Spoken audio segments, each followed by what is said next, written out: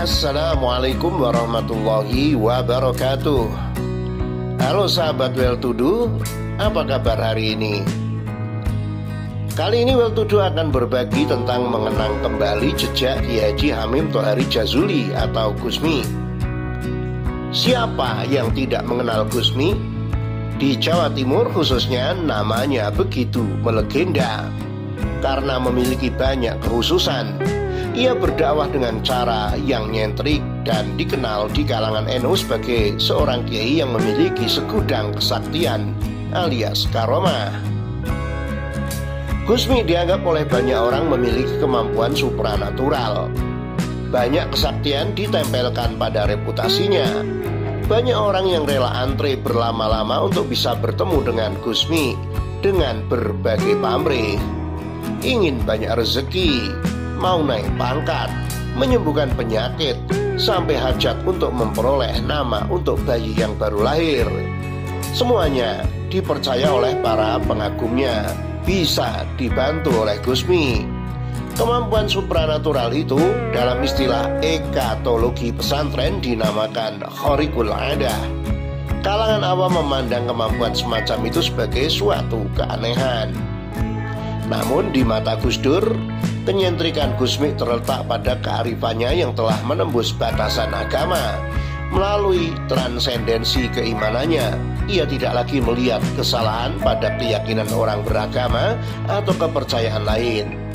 Contohnya, Gusmi bersikap membimbing kepada Ayu Wedayanti, seorang Hindu yang kini telah berpindah hati ke Islam, seperti yang dilakukannya terhadap Maica Mukhtar, penyanyi asal Ujung Pandang yang muslim. Kenyentrikan lain, kiai yang memiliki citra rasa terhadap berbagai macam kopi itu telah menembus rambu-rambu baik dan buruk di mata kebanyakan manusia. Gusmi karena itu tidak segan melepas jubah kekiaiannya dan bercengkrama dengan para penikmat hiburan malam di diskotik, klub malam, bar, dan cafe shop. Ibarat kata di mata Gusmi, seorang bajingan dan seorang suci adalah sama manusia. Dan manusia memiliki potensi untuk memperbaiki diri. Kerinduannya kepada realisasi potensi kebaikan pada diri manusia inilah yang menurut saya menjadikan Gusmi supranatural. Kata Gus Dur dalam buku Gus Dur Menjawab Tantangan Zaman, terbitan Kompas Jakarta 1999. NU atau Nahdlatul Ulama adalah gudang kiai berperilaku eksentrik. Istilah populer untuk eksentrisitas di kalangan pesantren adalah khariqul adah, sebuah kata dari bahasa Arab yang berarti di luar kebiasaan.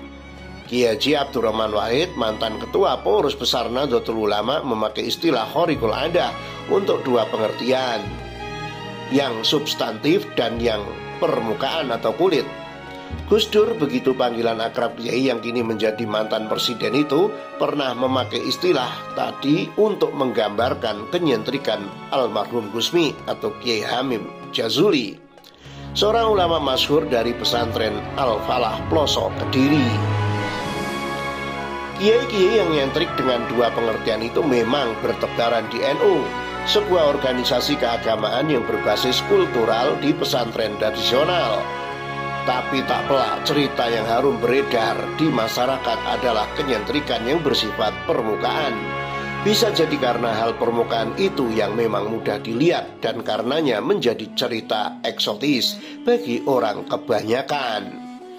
Cerita-cerita supranatural itu banyak beredar dari mulut ke mulut, sementara kearifan para kiai nyentrik kurang memperoleh catatan yang memadai.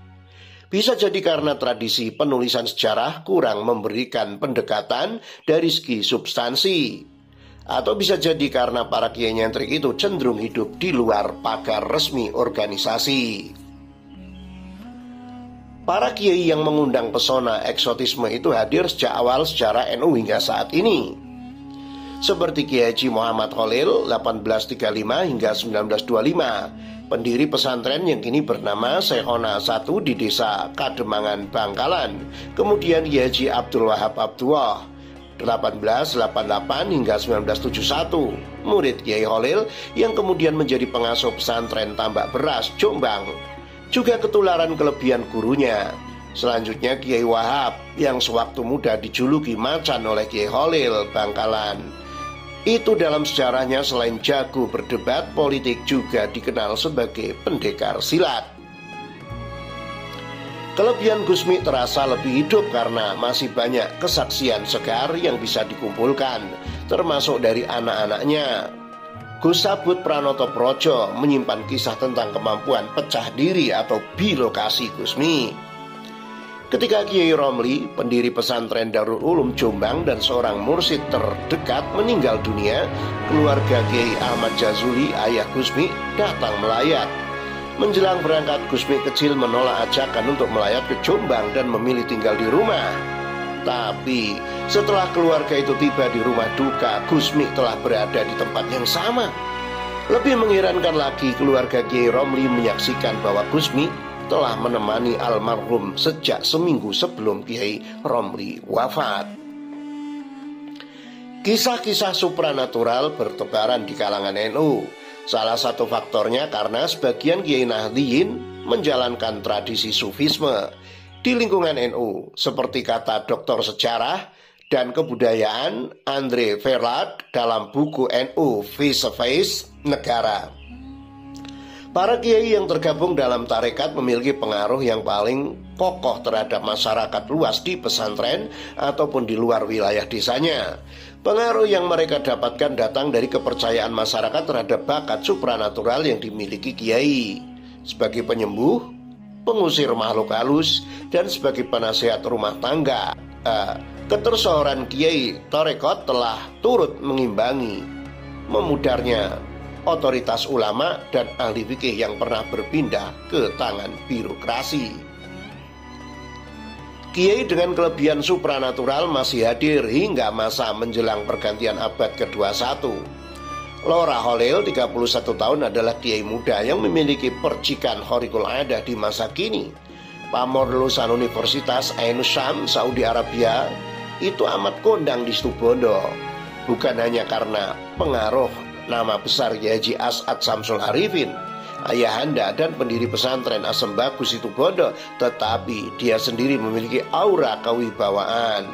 Berbadan ceking, selalu bersarung dengan surban putih, pengasuh pesantren Wali Songo Situbondo itu berhasil menaklukkan ribuan anak jalanan atau preman pada awal 1990-an. Kiai Haji Ahmad Mustafa Bisri dan pesantren Rodotul Tolibin, Rembang, memilih untuk tidak memiliki kelebihan supranatural dengan menekankan tasawuf pada aspek akhlak dan pengolahan interioritas batin. Toh kekuatan supranatural bisa dipelajari setiap orang. Juga Kiai Haji Habib Lutfi, seorang ulama tasawuf yang lebih suka menebarkan pesona musikal. Menyikapi kenyentrikan Kiai, Gus Dur memberikan contoh terbaik, mengagumi yang substansi daripada yang permukaan. Kiai Haji Hamim Toazi Jazuli atau akrab dengan panggilan Gusmi lahir pada 17 Agustus 1940. Beliau adalah putra Kiai Haji Jazuli Usman, seorang ulama sufi dan ahli tarekat, pendiri Ponpes Al-Falah Mojo Kediri. Gusmi salah satu tokoh Nahdlatul Ulama NU dan pejuang Islam yang masyhur di tanah Jawa dan memiliki ikatan darah kuat dengan berbagai tokoh Islam ternama, khususnya di Jawa Timur. Maka wajar jika Gusmi dikatakan pejuang agama yang tangguh dan memiliki kemampuan yang terkadang sulit dijangkau akal. Selain menjadi pejuang Islam yang gigih dan pengikut hukum agama yang setia dan patuh, Gusmi memiliki spiritualitas atau derajat kerohanian yang memperkaya sikap, taat dan patuh terhadap Tuhan. Namun Gusmi tidak melupakan kepentingan manusia atau interaksi sosial. Hablum minallah wa hablum minannas. Hal itu dilakukan karena Gusmi mempunyai hubungan dan pergaulan yang erat dengan almarhum Kiai Haji Hamid Pasuruan dan Kiai Haji Ahmad Siddiq, serta melalui keterkaitannya pada ritual Zikrul Hafilin, pengingat mereka yang lupa. Gerakan-gerakan spiritual Gusmi inilah telah menjadi budaya di kalangan nahdliyin, sebutan untuk warga NU, seperti melakukan ziarah ke makam-makam para wali yang ada di Jawa maupun di luar Jawa. Hal terpenting lain untuk diketahui juga bahwa amalan Gusmi sangatlah sederhana dalam prakteknya, juga sangat sederhana dalam menjanjikan apa yang hendak didapat oleh para pengamalnya, yakni berkumpul dengan para wali dan orang-orang soleh, baik di dunia maupun di akhirat. Siapa sesungguhnya Gusmi? Gusmi seorang hafiz atau penghafal Al-Quran, karena bagi Gusmi Al-Quran adalah tempat mengadukan segala permasalahan hidupnya yang tidak bisa dimengerti orang lain. Dengan mendengarkan dan membaca Al-Quran, Gusmi merasakan ketenangan dan tampak dirinya berdialog dengan Tuhan. Beliau pun membentuk semaan Al-Quran dan jamaah Zikrul Hafilin. Gusmi selain dikenal sebagai seorang ulama besar, juga dikenal sebagai orang yang nyeleneh. Beliau lebih menyukai dakwah di kerumunan orang-orang yang melakukan maksiat seperti diskotik, klub malam, dibandingkan dengan menjadi seorang kiai yang tinggal di pesantren yang mengajarkan santrinya kitab kuning. Hampir tiap malam beliau menyusuri jalan-jalan di Jawa Timur, keluar masuk klub malam, bahkan nimbrung dengan tukang becak, penjual kopi di pinggiran jalan, hanya untuk memberikan sedikit pencerahan kepada mereka yang sedang dalam kegelapan. Ajaran-ajaran beliau yang terkenal adalah suluk jalan terabas, atau dalam bahasa Indonesianya pemikiran jalan pintas. Pernah diceritakan suatu ketika Gusmi pergi ke diskotik dan di sana bertemu dengan pengunjung yang sedang asik menenggak minuman keras. Gusmi menghampiri mereka dan mengambil sebotol minuman keras lalu memasukkannya ke mulut Gusmi. Salah satu dari mereka mengenali Gusmi dan bertanya kepada Gusmi, "Gus, kenapa sampai ikut minum bersama kami? Sampean kan tahu ini minuman keras yang diharamkan oleh agama." Lalu Gus menjawab, "Aku tidak meminumnya. Aku hanya membuang minuman itu ke laut." Hal ini membuat mereka bertanya-tanya. Padahal sudah jelas tadi Gusmi meminum minuman keras tersebut. Diliputi rasa keanehan, Gusmi angkat bicara, "Sampean semua nggak percaya kalau aku tidak meminumnya tapi membuangnya ke laut?" Lalu Gusmi membuka lebar mulutnya dan mereka semua terperanjat kaget. Di dalam mulut Gusmi terlihat laut yang bergelombang dan ternyata benar minuman keras tersebut dibuang ke laut. Dan saat itu juga mereka diberi hidayah oleh Allah Subhanahu wa Ta'ala untuk bertaubat dan meninggalkan minuman-minuman keras yang dilarang oleh agama. Itulah salah satu karomah kewalian yang diberikan Allah kepada Gusmi. Jika sedang jalan-jalan atau keluar, Gusmi seringkali mengenakan celana jeans dan kaos oblong. Tidak lupa beliau selalu mengenakan kacamata hitam lantaran beliau sering menangis jika melihat seorang yang masa depannya suram dan tak beruntung di akhirat kelak. Ketika beliau berdakwah di Semarang, tepatnya di NIAC di Pelabuhan Tanjung Mas. NIAC adalah surga perjudian bagi para cukong-cukong besar, baik dari pribumi maupun keturunan. Gusmi yang masuk dengan segala kelebihannya mampu memenangi setiap permainan, sehingga para cukong-cukong itu mengalami kekalahan yang sangat besar. NIAC pun yang semula menjadi surga perjudian menjadi neraka yang sangat menakutkan bagi para penjudi dan penikmat maksiat.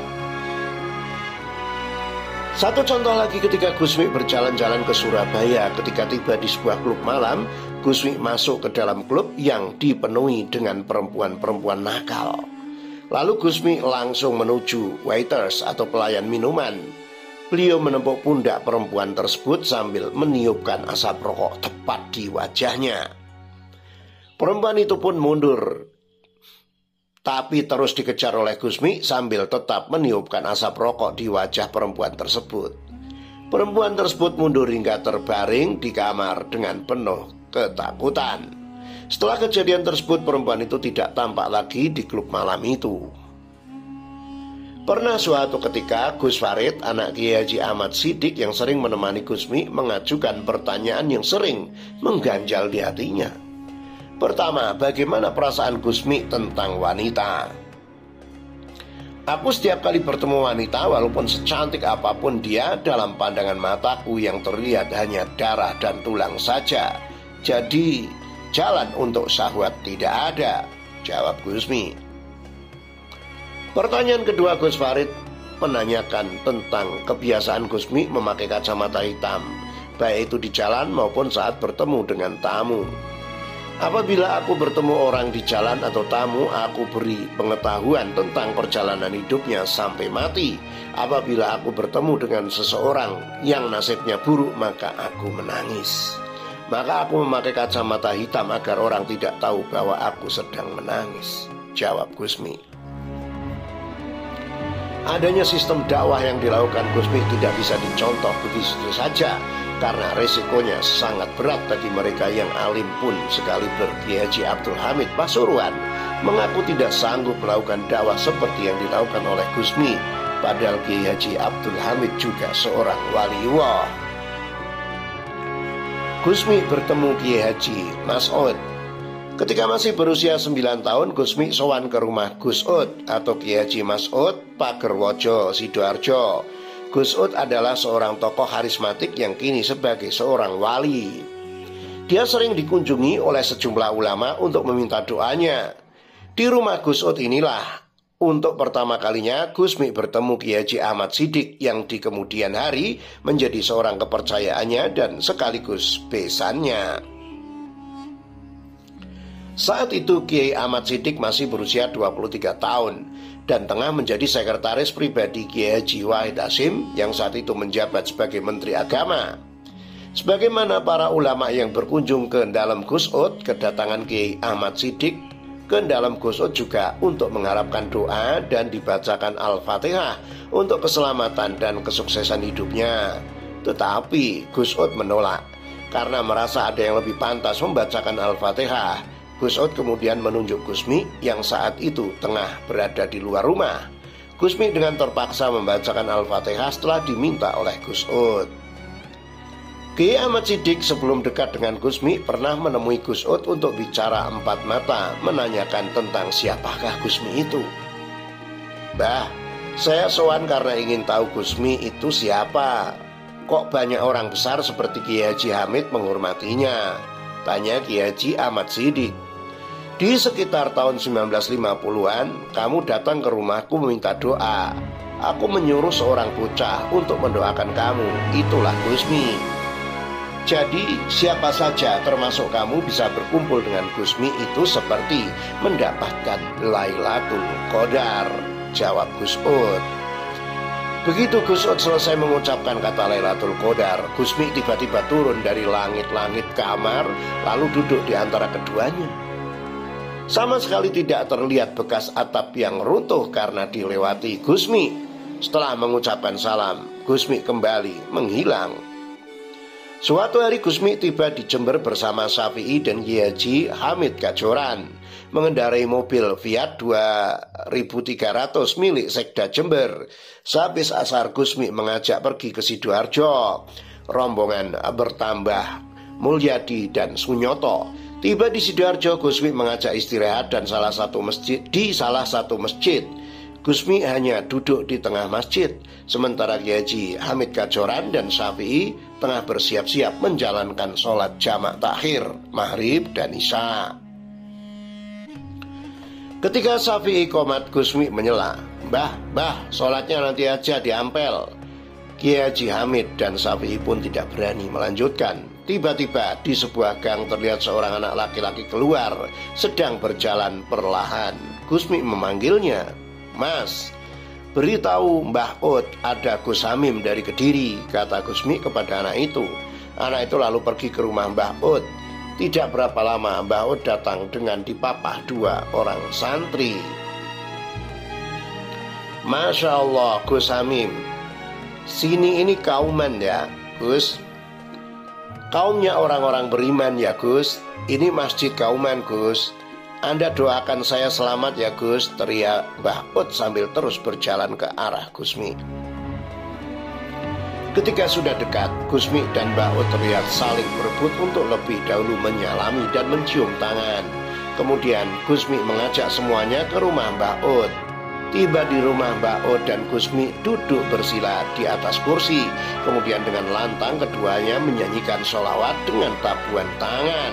Seperti orang kesurupan, keduanya terus bernyanyi dan memukul-mukul tangan dan kaki sebagai musik iringan. Setelah puas, keduanya terdiam. "Silakan, Gus, berdoa," kata Mbah Ut kepada Gusmi. Gusmi pun berdoa dan Mbah Ut mengamini sambil menangis. Di sepanjang perjalanan menuju rumah Syafi'i di Ampel, Sunyoto berbisik-bisik dengan Mulyadi. Keduanya penasaran dengan kejadian yang baru saja mereka alami. Karena Mbah Ut Pagerwojo terkenal sebagai wali dan horikul adah atau di luar kebiasaan, hampir semua orang Jawa Timur segan terhadapnya. "Mas, misalnya ada seorang camat yang kedatangan tamu, lalu camat tersebut mengatakan silakan dengan penuh hormat. Itu kalau menurut kepangkatan, bukankah tinggi pangkat tamunya?" tanya Sunyoto kepada Mulyadi. Mbah Ut adalah salah satu tokoh di Jawa Timur yang sangat disegani dan dihormati Gusmi selain Kiai Haji Hamid Pasuruan.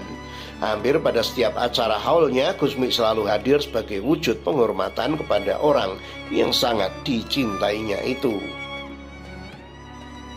Ketertundukan binatang. Ketika Gusmi mulai bisa merangkak, saat itu ibunya membawa ke kebun untuk mengumpulkan kayu bakar dan panen kelapa. Bayi itu ditinggalkan sendirian di sisi kebun. Tiba-tiba dari semak belukar muncul seekor harimau. Spontan sang ibu berlari menjauh dan lupa bahwa bayinya tertinggal. Begitu sadar, sang ibu kemudian berlari mencari anaknya. Tetapi sesuatu yang luar biasa terjadi.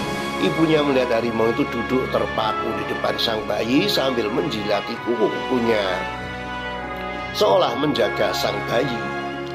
Peristiwa ketertundukan binatang ini kemudian berlanjut hingga Gusmi dewasa. Di antara kejadian itu adalah misteri ikan dan burung raksasa. Gusmi yang sangat senang bermain di tepi sungai Brantas dan menonton orang yang sedang memancing. Pada saat banjir besar, Gusmi tergelincir ke sungai dan hilang tertelan gulungan pusaran air. Sampai beberapa jam, santri yang ditugaskan menjaga Gusmi mencari di sepanjang pinggiran sungai dengan harapan Gusmi akan tersangkut atau bisa berenang ke daratan. Tetapi Gusmi justru muncul di tengah sungai, berdiri dengan air hanya sebatas mata kaki, karena Gusmi berdiri di atas punggung seekor ikan yang sangat besar, yang menurut Gusmi adalah piaraan gurunya. Pernah suatu hari ketika ikut memancing, kail Gusmi dimakan ikan yang sangat besar. Saking kuatnya tenaga ikan itu, Gusmi tercebur ke sungai dan tenggelam. Pengasuhnya menjadi kalang kabut karena tak ada orang yang bisa menolong. Hari masih pagi sehingga masih sepi dari orang-orang yang memancing. Hilir mudik pengasuhnya itu mencari Gusmi di pinggir sungai dengan harapan Gusmi dapat timbul kembali dan tersangkut. Tetapi setelah hampir 2 jam, tubuh Gusmi belum juga terlihat, membuat pengasuh itu putus asa dan menyerah. Karena ketakutan mendapat murka dari Kiai Haji Jazuli dan ibu Nyai Rodiah, akhirnya pengasuh itu kembali ke pondok, membereskan semua bajunya ke dalam tas dan pulang tanpa pamit. Dalam cerita yang disampaikan Gusmi kepada pengikutnya, ternyata Gusmi bertemu gurunya. Ikan tersebut adalah piaraan gurunya yang memberitahu bahwa Gusmi dipanggil gurunya. Akhirnya ikan itu membawa Gusmi menghadap gurunya, yaitu Nabi Khidir. Pertemuan itu menurut Gusmi hanya berlangsung selama 5 menit, tetapi kenyataannya Gusmi naik ke daratan dan kembali ke pondok sudah pukul 4 sore. Beberapa bulan kemudian, setelah mengetahui bahwa Gusmi tidak apa-apa, akhirnya kembali ke pondok. Pada suatu malam di pelosok, Gusmi mengajak Afifuddin untuk menemaninya memancing di sungai timur Pondok Al-Falah. Kali ini Gusmi tidak membawa pancing, tetapi membawa cundik. Setelah beberapa lama menunggu, hujan mulai turun dan semakin lama semakin deras, tetapi Gusmi tetap bertahan menunggu cundiknya beroleh ikan meski air sungai Brantas telah meluap. Menjelang tengah malam, tiba-tiba Gusmi berdiri memegangi gagang cundik dan berusaha menariknya ke atas. Akan tetapi Gusmi terseret masuk ke dalam sungai. Afifuddin spontan terjun ke sungai untuk menolong Gusmi. Oleh Afifuddin sambil berenang, Gusmi ditarik ke arah kumpulan pohon bambu yang roboh karena longsor. Setelah Gusmi berpegangan pada bambu itu, Afifuddin naik ke daratan untuk kemudian membantu Gusmi naik ke daratan. Sesampainya di darat, Gusmi berkata, "Afif, ini kamu yang terakhir kali menemaniku memancing. Kamu telah 7 kali menemaniku dan kamu telah bertemu dengan guruku."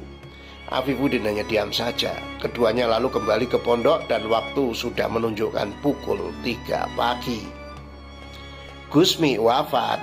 Tepat tanggal 5 Juni 1993, Gusmi mengembuskan napas yang terakhir di Rumah Sakit Budi Mulya Surabaya, sekarang Siloam. Kiai yang nyeleneh dan unik akhirnya meninggalkan dunia dan menuju kehidupan yang lebih abadi dan bertemu dengan Tuhannya yang selama ini beliau rindukan. Demikian, semoga menginspirasi dan bermanfaat bagi kita semua. Amin ya robbal alamin. Wassalamualaikum warahmatullahi wabarakatuh.